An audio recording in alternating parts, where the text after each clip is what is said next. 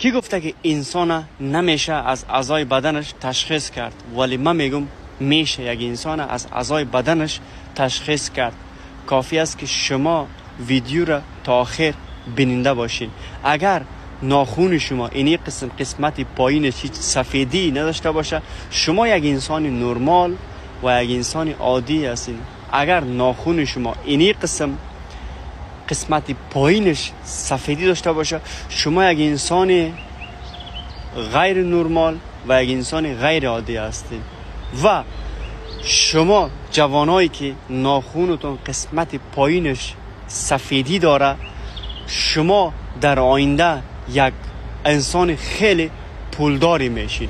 و شما کسایی که جوانایی که ناخونتون قسمت پایینش هیچ سفیدی نداره، شما یک انسان نرمال، یک انسان عادی میباشین، یعنی فقط Likey